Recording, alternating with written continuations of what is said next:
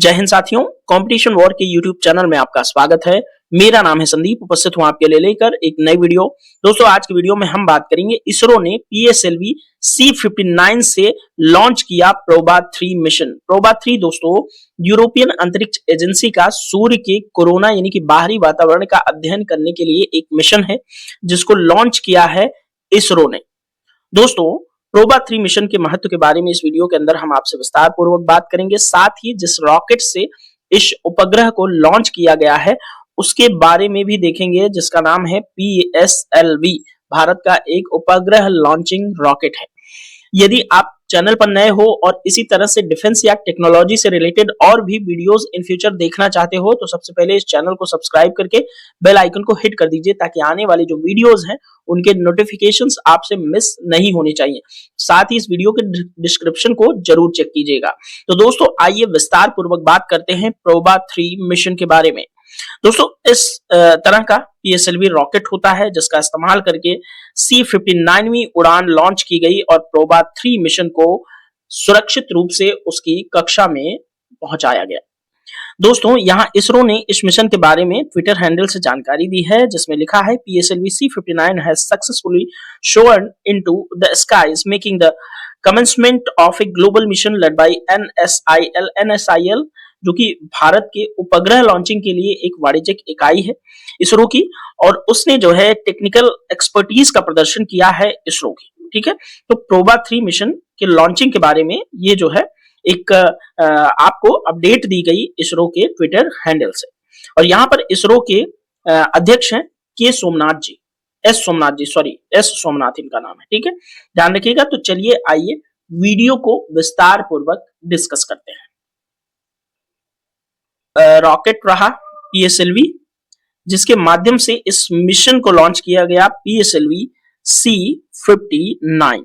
ठीक है, और ये यूरोपियन अंतरिक्ष एजेंसी का एक मिशन है। इसके अंदर 2 उपग्रहों को छोड़ा गया है जो कि ये सूर्य के बाहरी वातावरण का अध्ययन करने के लिए प्रयोग में लाए जाएंगे। दोस्तों, यहां पर न्यूज़पेपर की कटिंग के माध्यम से हम अपना डिस्कशन मुख्य रूप से प्रारंभ कर रहे हैं। यहां पर आपको लिखा हुआ स्पष्ट रूप से स्क्रीन पर दिख रहा है कि यूरोप के उपग्रहों को इसरो ने अंतरिक्ष में स्थापित किया। प्रोबा 3 मिशन के तहत सूर्य के कोरोना का रहस्य खंगालेंगे ईएसए के 2 उपग्रह। ईएसए यूरोपियन अंतरिक्ष एजेंसी है। ठीक है, तकनीकी खामी के चलते टल गया था यूरोपियन उपग्रहों का प्रक्षेपण। देखिए दोस्तों, प्रोबा 3 मिशन एक दिन पहले लॉन्च होना था, लेकिन तकनीकी कुछ खामी आ गई थी, इसलिए उसको एक दिन बाद लॉन्च किया गया।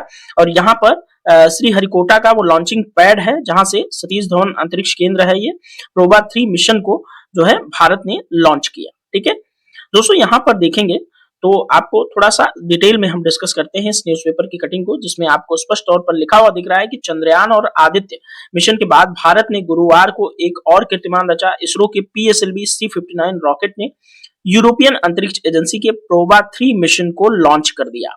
मिशन के तहत रॉकेट ने सूर्य के कोरोना का रहस्य खंगालने वाले 2 उपग्रहों को अंतरिक्ष में लॉन्च किया।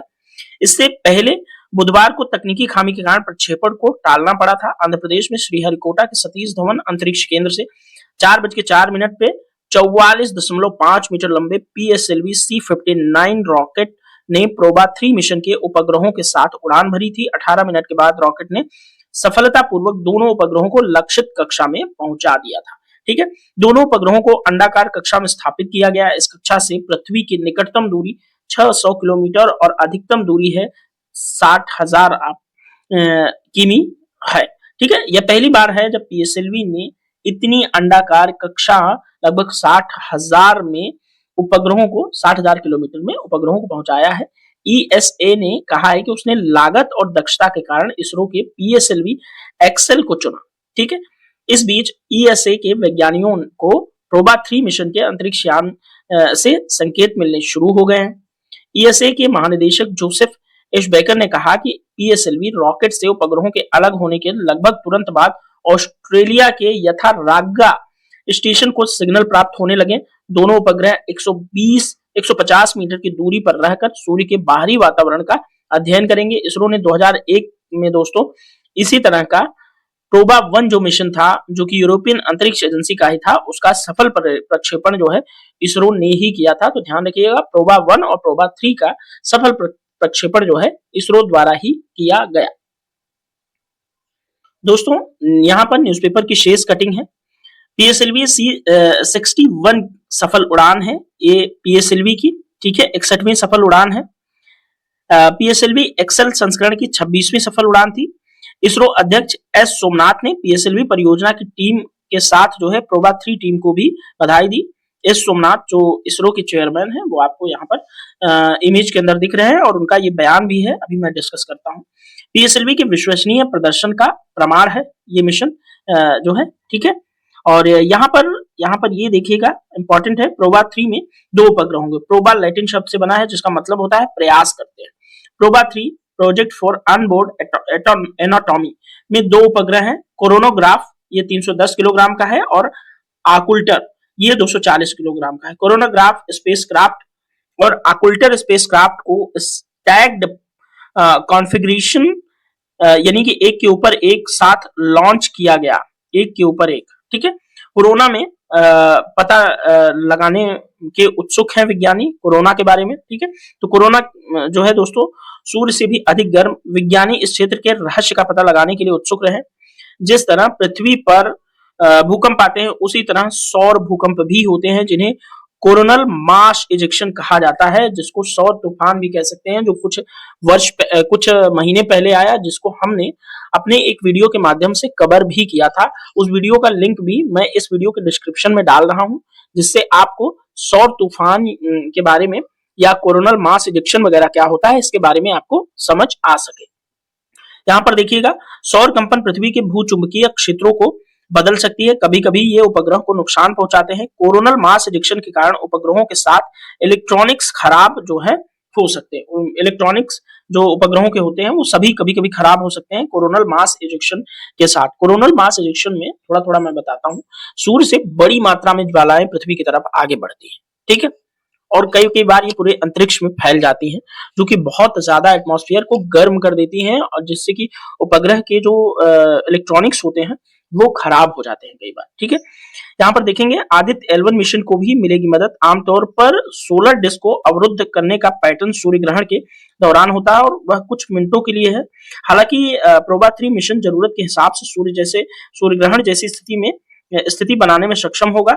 इससे इसरो के आदित्य L1 मिशन को भी मदद मिलेगी। आप सब जानते हैं कि आदित्य L1 नाम से सूर्य के बाहरी कक्षा यानी कोरोना का अध्ययन करने के लिए भारत ने भी मिशन जो है लॉन्च किया हुआ है, ठीक है। तो ये चीज आप ध्यान रखिएगा। देखिए यहाँ पर सोअरिंग टू द स्काईज जो है, यहाँ पर वही प्रोबा 3 मिशन के बारे में बात की गई है। प्रोबा 3 मिशन क्या करता है ये आपको अभी तक जो है मैं बता चुका हूं, ठीक है।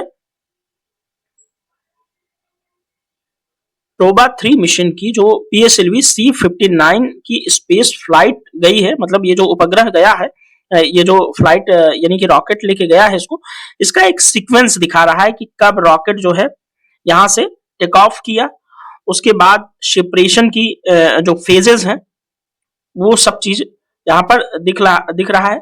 सैटेलाइट जो है सेपरेशन कब होगा, ये लास्ट स्टेज है। यहाँ पर ये भी जो है आपको ग्राफिक्स के माध्यम से दिखाने का प्रयास किया जा रहा है। तो ये जो है आप ये स्पेस जो ये फ्लाइट गई है उसका सीक्वेंस क्या है वो आप देख लेंगे। यहाँ पर लास्ट में जो है सैटेलाइट सेपरेट हो गया, ओके। दोस्तों यहाँ पर प्रोबा 3 मिशन के बारे में जो है कुछ चीजें आपको समझ में आएंगी। देखिए 2 सैटेलाइट होगी, एक यहाँ, ये दोनों जो है 144 मीटर अपार्ट होंगे एक दूसरे से, और ये दोनों ही जो है सूर्य के कोरोना का अध्ययन करने के लिए ये स्पेस में छोड़े गए हैं। और यदि आपको ज्यादा जानकारी चाहिए प्रोबा 3 के बारे में, क्योंकि ये इंडिया के लिहाज से बहुत ज्यादा महत्वपूर्ण नहीं है, इसलिए मैं यहाँ पर इसको विस्तार पूर्वक डिस्कस नहीं कर रहा हूँ। आप चाहें तो वीडियो को थोड़ा सा यहाँ रोकिए और इस वाले जो पेज है, ये जो स्लाइड है आपकी, उसको अच्छे से पढ़ करके समझ के आगे बढ़ सकते हैं। दोस्तों जिस रॉकेट से इस मिशन को लॉन्च किया गया वो रॉकेट हमारे लिए बहुत इंपॉर्टेंट है, यानी कि हमारा जो पोलर सैटेलाइट लॉन्चिंग व्हीकल है जिसको हम PSLV बोलते हैं, उसके बारे में भी थोड़ा सा हमें जानकारी प्राप्त करना चाहिए। और यहाँ पर विकिपीडिया के थ्रू आपको कुछ जानकारी प्रोवाइड कराई गई है। तो पीएसएलवी जो दोस्तों है वो expendable medium lift launch vehicle है, ठीक है, और इसे डिजाइन और ऑपरेट किया जाता है इसरो द्वारा। डिजाइन भी इसका इसरो ने किया और ऑपरेट भी, संचालन भी इसरो ही जो है करती है, ठीक है। इंडिया के रिमोट सेंसिंग जो सैटेलाइट्स होते हैं उसको लॉन्च करने के लिए जो है ये कैपेबल है सन सिंक्रोनस ऑर्बिट के अंदर। और दोस्तों ये service that was the until the advent of the PSLV 93 में एडवेंट किया गया, इसका विकास किया गया, ठीक है, खोजा गया, ये ध्यान रखिएगा। और ये जियो स्टेशनरी ऑर्बिट के अंदर भी उपग्रहों को प्रक्षेपित करने के लिए जो है जाना जाता रहा है। और पीएसएलवी के कुछ मिशन जो है आपको इंपॉर्टेंट है, याद रखने चाहिए। Lunar mission, Chandrayaan 1 India first independent mission था। मार्स मंगलयान को भी इसी ने जो है लॉन्च किया था। और आदित्य L1 को भी इसने ही लॉन्च किया। तो चंद्रयान 1 और मंगलयान और आदित्य L1 ध्यान रखिएगा पीएसएलवी के ही माध्यम से लॉन्च किया गया है, ये आपके लिए इंपॉर्टेंट है, ठीक है। तो दोस्तों इस वीडियो के अंदर जो प्रोबा 3 मिशन था उसमें क्या था, वो क्यों करेगा, वो मतलब उसका उद्देश्य क्या है, वो चीज याद रखिएगा आप। अब इस मिशन से चूंकि हम भी सूर्य का अध्ययन करने के लिए आदित्य L1 मिशन लॉन्च कर चुके हैं, तो वो भी हमारे लिए इम्पोर्टेंट है, ठीक है। प्रोबा 3 के बहाने हम आदित्य L1 के बारे में भी कुछ नई तकनीक समझ सकेंगे, ठीक है। और दोस्तों ये इस तरह का उपग्रह लॉन्च करना दुनिया के अन्य देशों का, भारत की जो NSIL है, इसरो की जो वाणिज्यिक इकाई है, उसके लिए बहुत महत्वपूर्ण होगा। क्योंकि स्पेस सेक्टर में जब हम दूसरों के उपग्रहों को लॉन्च करते हैं तो हमारे पास निश्चित तौर पे जो फॉरेन करेंसीज होती हैं वो भारी मात्रा में आती हैं। और भारत जो है इसी तरह से उपग्रहों को लॉन्च करने का एक हब बन जाएगा, जिससे हमारे पास फॉरेन करेंसीज जो है ज्यादा अच्छी खासी मात्रा में आने लगेगी, जो कि हमारे अंतरिक्ष क्षेत्र के अंदर बहुत ज्यादा मजबूती का विषय होने वाला है।